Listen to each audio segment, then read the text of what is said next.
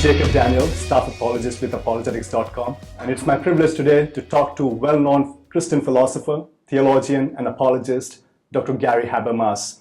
He is the distinguished research professor of apologetics and philosophy, and he chairs the Department of Philosophy and Theology at the Liberty University in Virginia.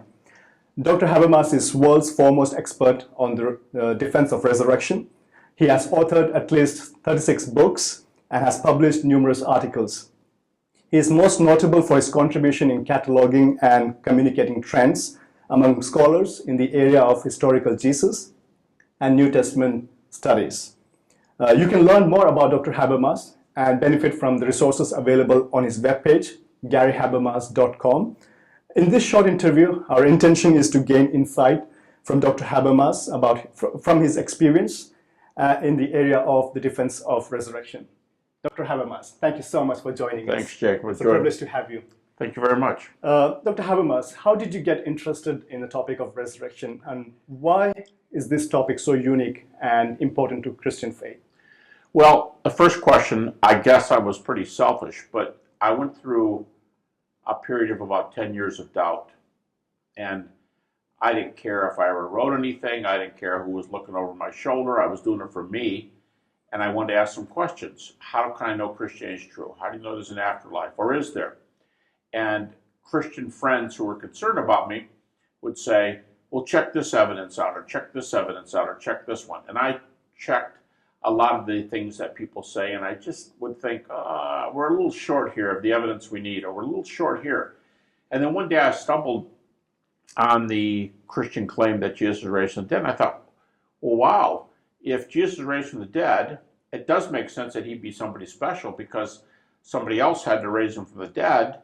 And if he's dead, I mean, somebody has to act on him. So it must be somebody who agrees with him. Mm-hmm. And if it's the God of the universe, wow, I mean, but here's the problem. It all depends on whether the resurrection happened or not. So that started my lifelong search for the resurrection because I thought it was just about the only evidence that could bear the weight of the things that I wanted to know. And I think one reason it has that same central view, your second question, for Christians is because, well, let's let the New Testament say it.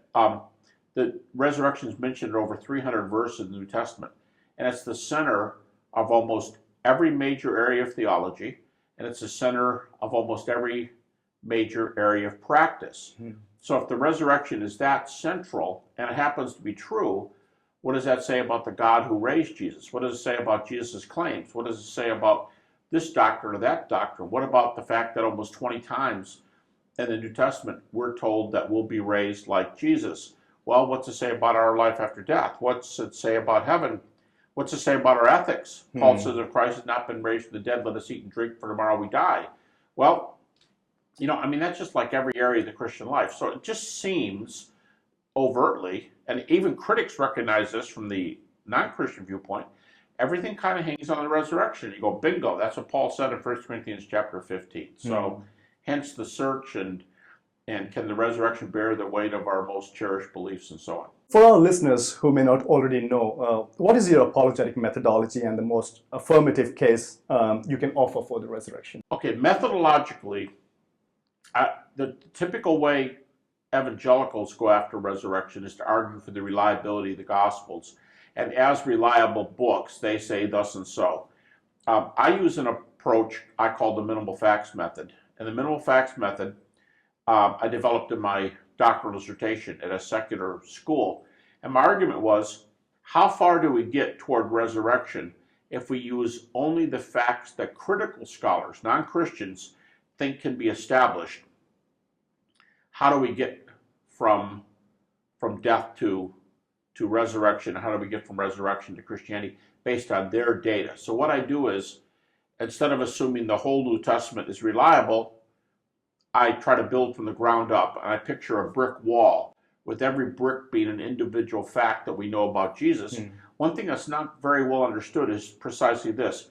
Critics don't mind if you cite the New Testament. See, a lot of people stop you and they say, oh, you're just citing the New Testament.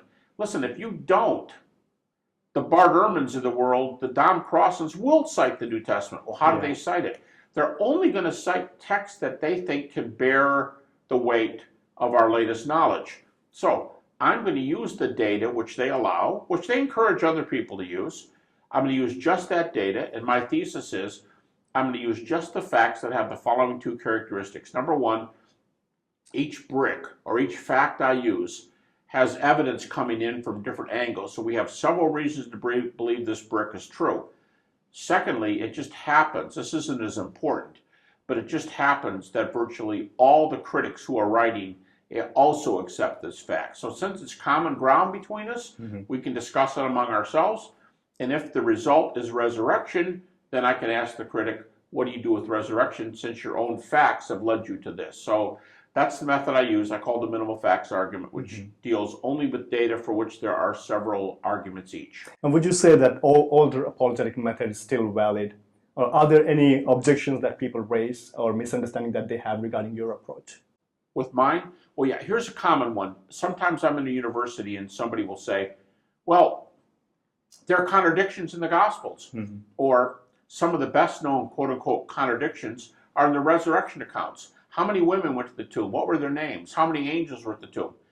And I want to say, okay, two answers to your question.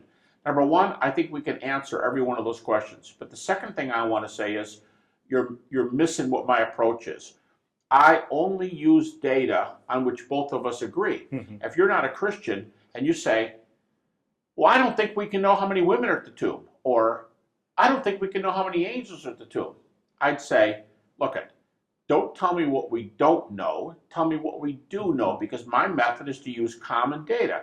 Since women and angels are not common data, I'm just not using it. You go, well, but if you're wrong about those facts, it may upset the rest of them. No, it doesn't. It doesn't upset the rest of them. If you accept them, I accept them, we accept them for different reasons. You still have to deal with this. Besides, in a police report, for example, two eyewitnesses can say different things happened, but no one's going to say that there was no accident.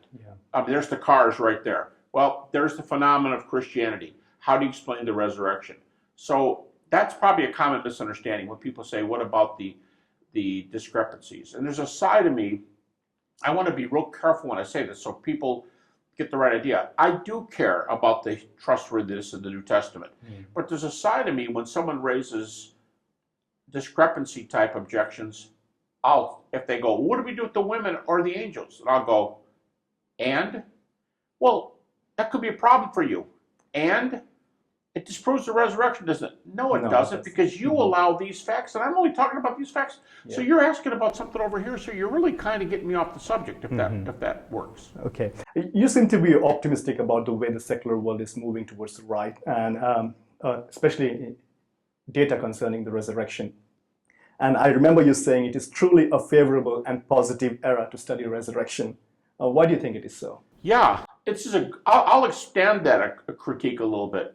This is a good time to be alive, because the most recent data on the historical Jesus in general and resurrection in particular, we're uncovering things that are really pro-historical Jesus and are really pro-resurrection. In other words, to use my illustration, our brick wall is getting higher and higher. We're getting new data. So it's a good time to be around, and scholars are admitting this. For example, Bart Ehrman, probably best known skeptic in this country. Bart Ehrman says we can get the resurrection data back to within 1 to 2 years after the cross. That's outstanding. The old argument would be, let's start with Mark, let's go to Matthew, let's go to Luke. And they're 40 to 65 years later with John after the cross. But Bart Ehrman says we can get right back to 1 to 2 years after. How? And you use the testimony of Paul. Paul says he went back to Jerusalem about 5 years after the cross. Paul does the math for us. And he meets with Peter, James, and then he goes back to Jerusalem later and meets with John. So these are the big four. And we get Paul telling us what these guys said about the gospel, and he said they were all on the same page. So Bart Ehrman, the skeptic, says this is as close to eyewitness testimony as we can get in the New Testament.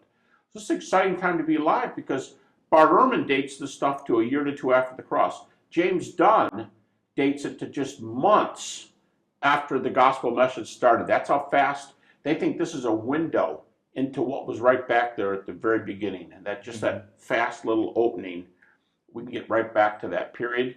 And early eyewitnesses are what you want when you're doing history. I'm curious, while all these scholars agree with the minimal facts, what is it that stops them from committing their lives to the truth? Great Are question. factual evidence is not enough?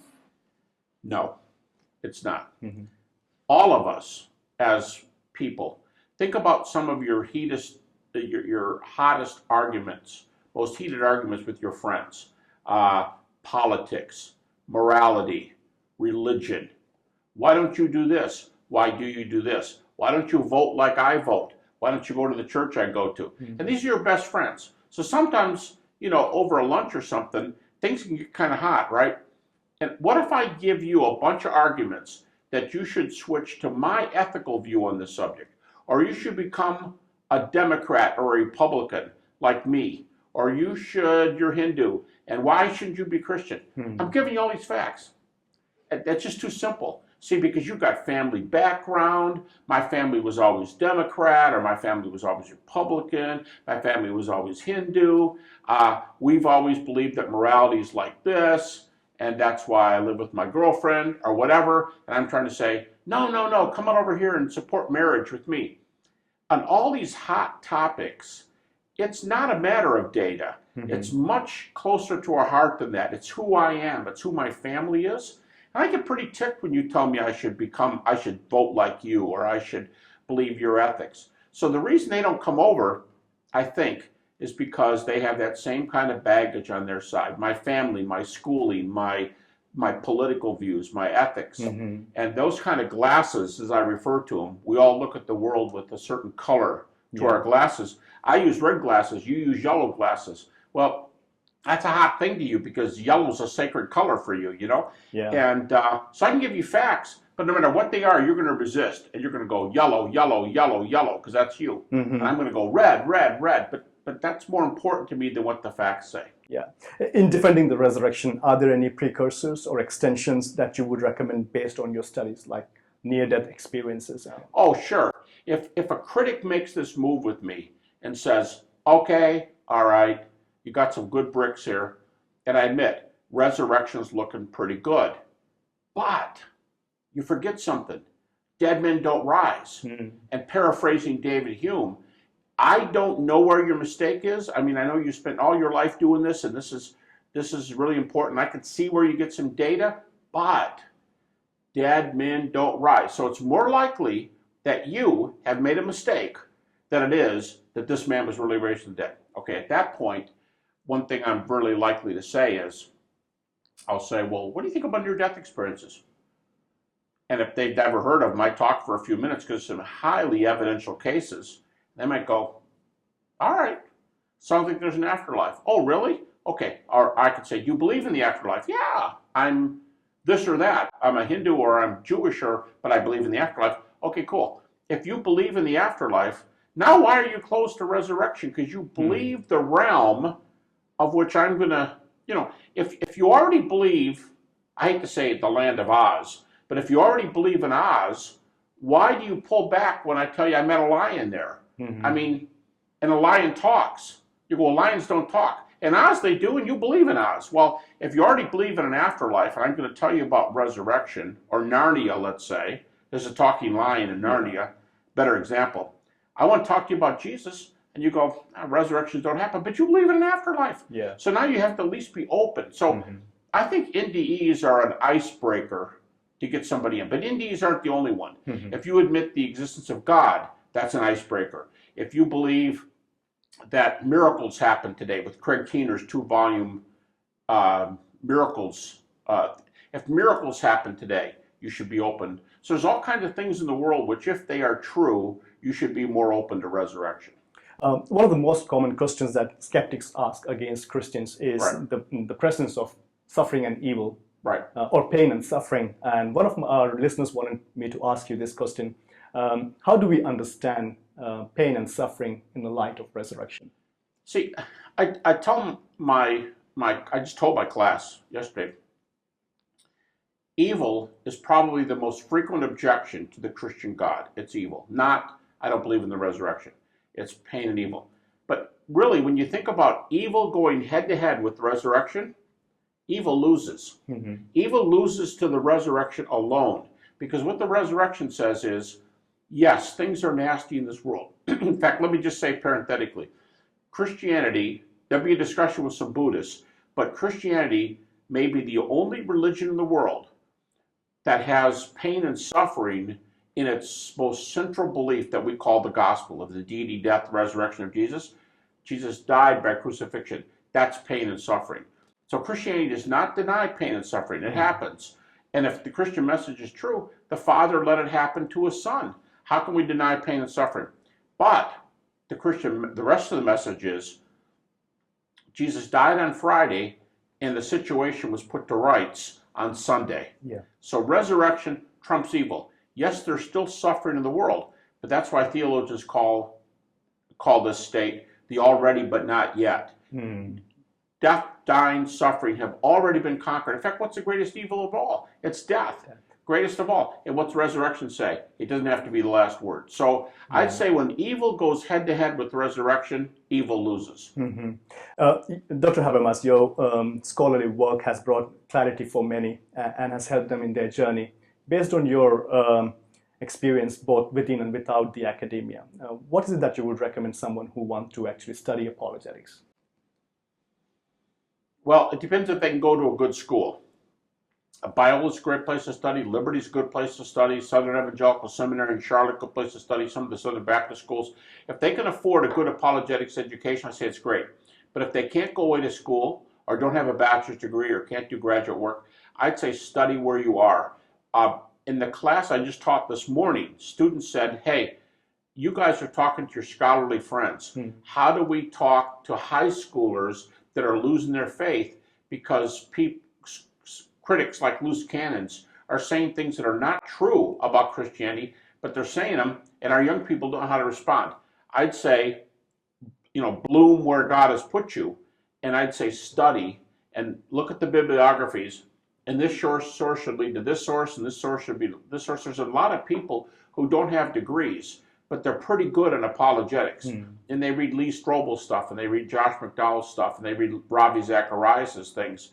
I'd say be a witness in the local church to the high schoolers in your church, to the junior high in your church, to the college kids. Be a resource for them when they start doubting. Learn how to deal with doubt. I'd say bloom, grow, study where you are if you can't get to the grad schools, because we need people like never before talking to our young people. Dr. Habermas, not just me, but Christians around the world appreciate what you're doing, and I'm thankful for your impact in our lives. Thank you so much for giving us your time. You are welcome. We've been speaking to Dr. Gary Habermas, and if you're interested to learn more about the topic that we discussed today, please visit our website on apologetics.com. Thank you for joining us.